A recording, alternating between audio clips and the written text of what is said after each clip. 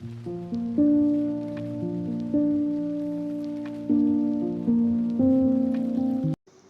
वालेकुम व्यूअर्स, कैसे हैं आप? उम्मीद करती हूँ खैरियत से होंगे। स्टडी विद बीआरडी में आप सबको खुश आमदीद। एमजीटी 503 की लेक्चर सीरीज़ का आज नवा लेक्चर है, जिसमें हम बिहेवियरल थ्योरीज़ पढ़ेंगे। और बिहेवियरल थ्योरीज़ का जो व्यू पॉइंट है वो मेन यही है कि किस तरह जो बिहेवियर है, ह्यूमन बिहेवियर, वो किस तरह जो है वो इफ़ेक्ट करता है किसी भी ऑर्गेनाइजेशन की जो है वो उसकी परफॉर्मेंस को इफ़ेक्ट करता है। ठीक है, इसके कुछ अर्लियर एडवोकेट्स हैं, लाइक मतलब जिनमें ह्यूजो मिंट्सबर्ग हो गए, जिनको फादर ऑफ इंडस्ट्रियल साइकोलॉजी भी कहा जाता है, और ये इतने इंपॉर्टेंट है साइकोलॉजी के स्टूडेंट्स के लिए, जिस तरह हम कह सकते हैं कि मैनेजमेंट के स्टूडेंट के लिए फ्रेडरिक टेलर को पढ़ना ज़रूरी है। ठीक है, तो इन्होंने कुछ चीज़ें मतलब बताई, जैसे कि इन्होंने कहा कि हमें वो ज़रूर चीज़ तलाश करनी चाहिए कि कौन सा बंदा जो है वो बेस्ट है पर्टिकुलर जॉब के लिए, यानी कि बेस्ट मैन चूज़ करना बेस्ट जॉब के लिए।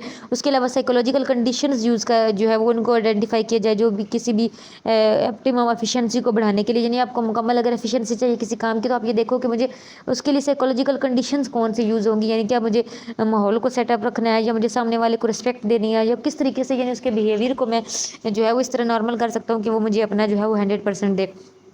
उसके अलावा आपको वो सारे तरीके तलाश करें कि किस तरह आप सामने वाले के बिहेवियर पर इन्फ्लुएंस कर सकते हैं, किस तरह उसको इम्प्रेस कर सकते हैं। ठीक है, कि वो आपके साथ जो है वो सिंसियर होकर और आपके लिए वो काम कर सके, यानी कि यहाँ पे सारे बिहेवियर की बात हो रही है। उसके बाद है मैरी पार्कर फॉलेट हैं, तो इन्होंने भी जो है वो पॉलिटिकल साइंस और सोशल वर्क में काफ़ी जो है वो अपना पर्सपेक्टिव दिया है। इनका ये कहना है कि जो है वो फंक्शनिंग ऑफ ग्रुप जो है वो बहुत ज़्यादा उसकी अपनी एक इम्पोर्टेंस है, मतलब बनिस्बत ये कि हर कोई अपना अपना काम करे, यानी एक ऑर्गेनाइजेशन के अंदर जो मिलकर ग्रुप काम करते हैं उसकी ज़्यादा इंपॉर्टेंस है, यानी वो बिहेवियर, यानी इन्होंने ग्रुप बिहेवियर पे बात की है। उसके अलावा इन्होंने कहा है कि principle of power with rather than power over, यानी पावर विद वाला काम होना चाहिए मैनेजमेंट के अंदर, मैनेजमेंट और एम्प्लॉय के अंदर रिलेशनशिप, यानी कि उनके साथ मिलके काम करना, उनके ऊपर रूल करना नहीं। आप रूल करने की कोशिश करोगे, आपका नेगेटिव वाइब्स आएंगी उनको। ठीक है, तो साथ मिलके, पावर है आपके पास लेकिन कोशिश करो कि वो पावर उनके साथ मिलके यूज़ करो, उनके ऊपर यूज़ ना की जाए। ठीक है, तीसरा ये है कि कन्फ्लिक्ट अगर हो जाए तो उसको रिसॉल्व करने की कोशिश करो इंटीग्रेशन के से जो है वो उसके दरमियान, मतलब उनके साथ इंटीग्रेट करो, उनके साथ बात करके दोनों के जो है वो सोल्यूशन ऐसा निकालो कि जो बोथ पार्टीज़ को सेटिस्फाई कर रहा हो, ऐसा सोल्यूशन होना चाहिए। उसके बाद अगर आप जो है वो यूनिटी अचीव करना चाहते हो, आप चाहते हो कि मेरा जो है वो ऑर्गेनाइजेशन के अंदर यूनिटी हो, तो फंक्शंस जो है वो कोशिश करो उनको ऐसे इंटर रिलेट करो कि किसी एक का काम अकेले ना हो सके, सारे मिल के काम करते हो। इससे क्या होगा कि ऑर्गेनाइजेशन के अंदर जो इंटीग्रेटिव यूनिटी है वो बढ़ेगी। ठीक है, तो ये इनके कुछ व्यूज़ थे। उसके बाद अगली चीज़ है हाथॉर्न स्टडीज़। हाथॉर्न स्टडीज़ की है एल्टन मेयो ने। ठीक है, और ये बहुत ज़्यादा इंपॉर्टेंट एक एक्सपेरिमेंट है बिहेवियरल साइंसेस के अंदर। इन्होंने 1924 में जो है वो ये स्टडीज़ यानी कि ये एक्सपेरिमेंट स्टार्ट किया, और तकरीबन 1930 तक इन्हें जो है वो ये डिज़ाइन किया गया था। ये experiment western electrical industrial engineers ने ये किया था साइंटिफिक मैनेजमेंट एक्सपेरिमेंट के तौर पे। ठीक है, और वो ये सिर्फ ये देखना चाहते थे कि प्रोडक्टिविटी के ऊपर किस तरह हालात असर करते हैं। ठीक है, उन्होंने क्या था कि दो रूम्स बनाए, और उनके अंदर उन्होंने जो है वो दो ग्रुप्स बनाए लोगों के। दोनों ग्रुप्स को उन्होंने सेम काम दिया। ठीक है, सेम काम दिया, और सेम उनके ऊपर एक एक मैनेजर था, और उनको ये काम दिया, और जो भी उनको टास्क दिया गया उनको टास्क दे दिया गया। ठीक है, और उन्होंने क्या किया कि बाकी सारी कंडीशंस सेम थी दोनों के लिए, सारी कंडीशंस सेम थी, लेकिन क्या किया उन्होंने कि एक रूम के अंदर उन्होंने लाइट जो है वो कम करना शुरू कर दी। उन्होंने इतनी इस हद तक लाइट कम की थी कि आप कह सकते हो कि जितनी सूरज की सॉरी चांद की रोशनी हो जाती है ना, इतनी। ठीक है, तो इतनी रह गई थी सिर्फ, और उनका ये मतलब उनको ये लगा था उनको कि अगर इससे क्या होगा कि जिस रूम में हमने कम किया लाइट, उस रूम में जो है वो मतलब उन लोगों के रूम का काम इफेक्ट होगा। लेकिन बाद में जब वो ख़त्म हुआ, उनका जितना भी टाइमिंग थी वो ख़त्म हुई, जब उन्होंने रिजल्ट देखा तो दोनों के सेम थी प्रोग्रेस। उन्होंने कहा ये कैसे हो सकता है। फिर उन्होंने इस तजर्बे पे जो है वो मज़ीद सर्च करना शुरू की कि ऐसा क्यों हुआ, क्या फैक्टर्स थे जिन्होंने असर नहीं किया कि हमने एक रूम में तो लाइट प्रॉपर और बाकी सारी चीज़ें भी हैं, तो एक रूम में हमने लाइट किस हद तक कम की लेकिन फिर भी उनकी प्रोडक्टिविटी पे असर नहीं पड़ा। तो इस पर मज़ीद जब स्टडीज़ करने के लिए लोगों ने इस एक्सपेरिमेंट के ऊपर स्टडी की, तो फिर उन्होंने ये नतीजा निकाला। नतीजा ये था कि मतलब क्योंकि ये इस वजह से ऐसा हुआ कि वो जब परफॉर्म कर रहे थे, एक तो ये था कि उनके दरमियान एक कंपटीशन था। ठीक है, क्योंकि आप लोगों ने दो ग्रुप सेलेक्ट किए हुए थे, तो एक तो कंपटीशन की वजह से वो हालात के चेंजेस होने के बावजूद बावजूद उनकी परफॉर्मेंस में कमी नहीं आई।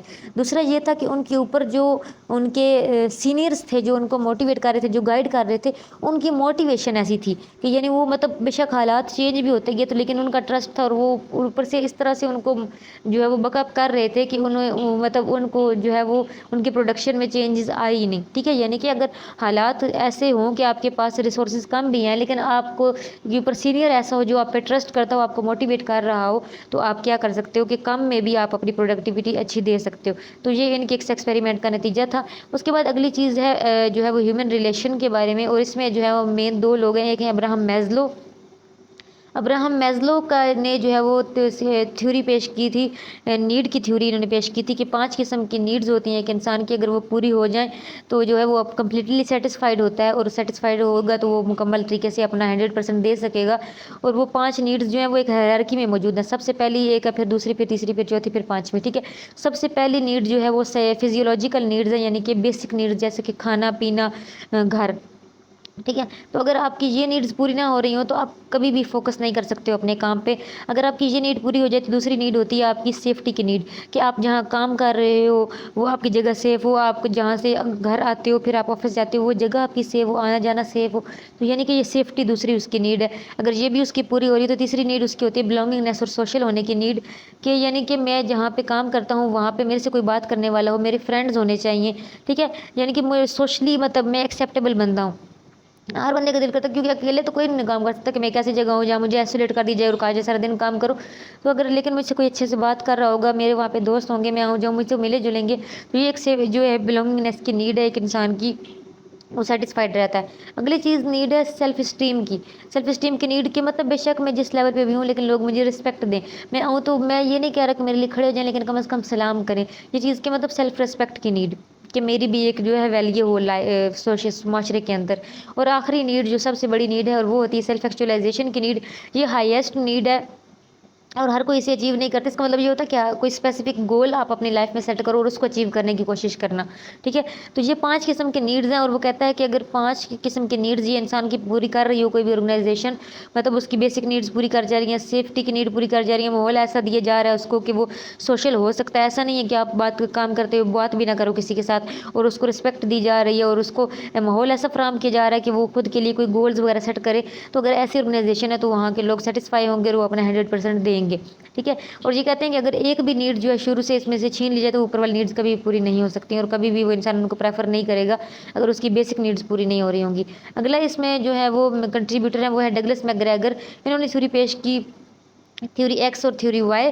थ्योरी एक्स में इन्होंने एक ऐसे मैनेजर की थ्योरी पेश की जो ये अज्यूम करता है कि उसके वर्कर्स लेज़ी हैं, जो मतलब काम को जो है वो अवॉइड करने वाले हैं, जिनको बस वो कहते हैं ना डंडा पीर वाला, के जो सर पे जिनके खड़े रहो तो वो काम करेंगे, मुझे वो जो है वो इनके सर पे खड़ा होना पड़ेगा, उनमें एम्बिशन नहीं है, मकसद नहीं है उनका। ठीक है, तो वो हर वक्त उनका यही फोकस होता है कि मतलब किसी भी वक्त मुझे जॉब से निकाला जा सकता है। तो वो मैनेजर क्या करता है, अपने सबऑर्डिनेट्स को इस तरह ट्रीट करता है कि फिर उसको उसकी सारी एजम्पशंस जो है वो सच होना शुरू हो जाती हैं। जैसी बात है, जिस तरह वो ये सोच के ट्रीट करेगा तो फिर उसके वर्कर्स भी उसके साथ ऐसे बिहेव करेंगे। और थ्योरी वाई का जो मैनेजर है वो ये अज्यूम करता है कि उसके वर्कर्स जो हैं वो वर्क को डिसलाइक नहीं करते, बल्कि वो वर्क को नेचुरली जो है वो एक्सेप्ट करते हैं। उनके लिए वर्क काम करना ऐसा ही है जैसे खाना पीना सोना। ठीक है, उसके अलावा उनको कंट्रोल करने की ज़रूरत नहीं है, उनके सर पर खड़े होने की ज़रूरत नहीं है, वो सेल्फ कंट्रोल्ड है, उन्हें पता है कि हमने ये काम करना है तो हमें पे मिलनी है।